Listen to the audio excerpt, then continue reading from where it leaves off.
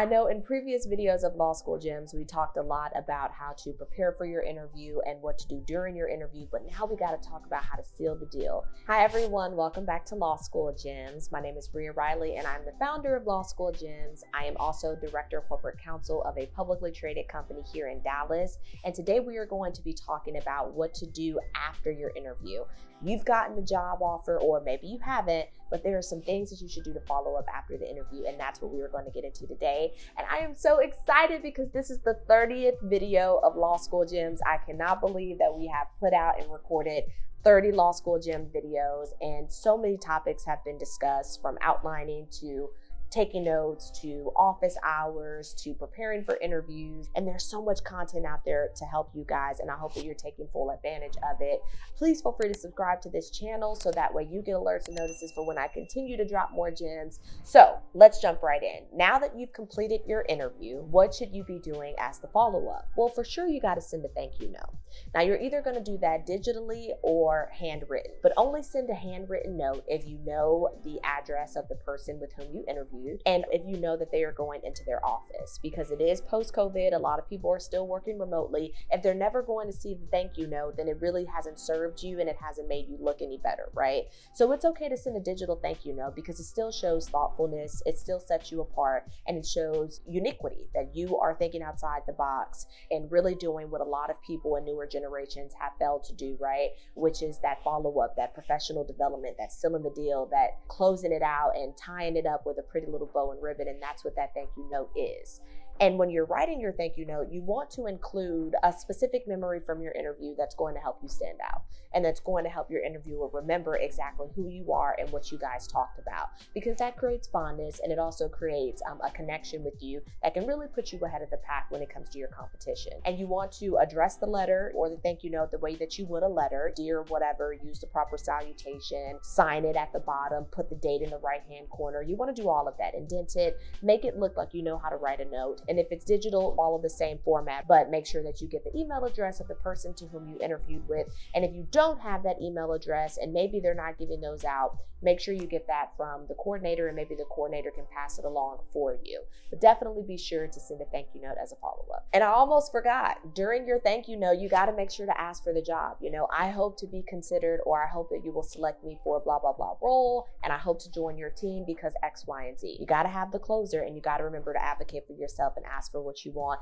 And that happens even after the interview is over. Now let's talk about offer and negotiation. So congratulations, let's skip to the best part. Let's pretend that you have already gotten the offer, right? And here are some tips that you can employ when it comes to negotiating your offer and accepting it. Now, this is more so for people who are further along in their law school career, who may be looking for something more permanent, right? So not your one semester long internship, because a lot of the salary negotiations, etc., may not be applicable during those short-term or interim job situations or scenarios, and you may not be in a position to leverage your negotiation, but always try, because you never know, and you miss 100% of the shots that you don't take. But for those people who are actually looking for jobs post-graduation that are going to be long-term, this is going to be a commitment that you were in for at least a year or two, if not more, right? Then you want to make sure that you are going in with your best foot forward and negotiating strong. So think about stock packages, think about PTO, think about vacation and days off.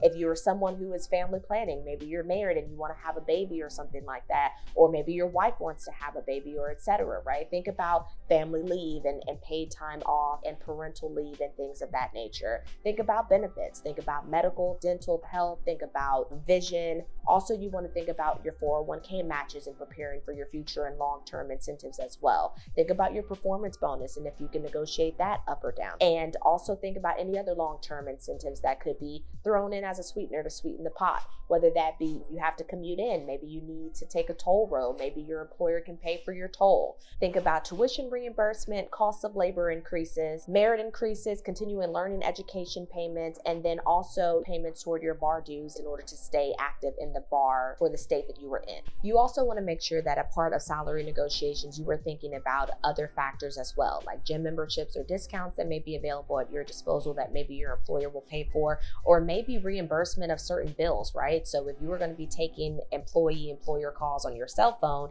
and you pay that bill, then maybe they can help substitute some of your cell phone bill because you are using your personal phone for work-related purposes. And then also your title and your office. So a lot of times, if you negotiate the right title. It'll help you get that next job that you're really aiming for next time, if it means that you get a title upgrade or you get some type of title that helps make you more competitive on the job market. And also think about your office and where it's located and all of those things, and anything else that's non-negotiable, anything else that you need in order to be a whole person at your job, because we show up as whole people, whether that be meditation, whether that be vacation, whether that be pro bono hours or community service or ways that you give back that you're going to have to take time out of work in order to do, whether it be picking up children or doing late drop-offs or late pickups or whatever that case may be. But anything that's non-negotiable, you want to bake that into your salary and in your negotiations once you get the offer, because all of those things need to be determined at the outset before you get there. That's not something you want to spring upon the employer,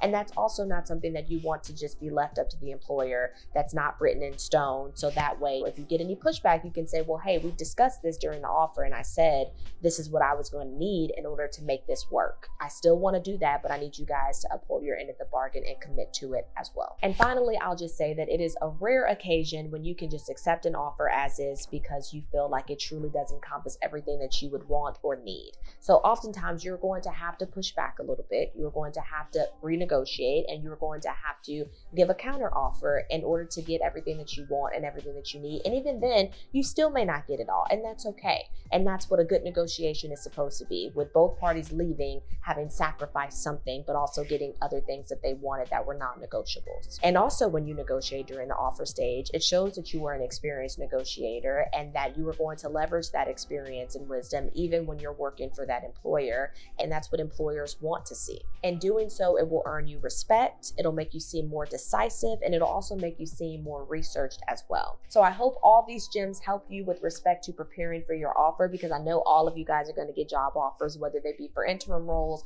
or for long-term commitments post-graduation. And I cannot wait to hear about all the jobs that you land. Please share them with me. I love hearing success stories like that. You can reach out to me on my IG channel at Law School Gems or here on YouTube and drop some comments below.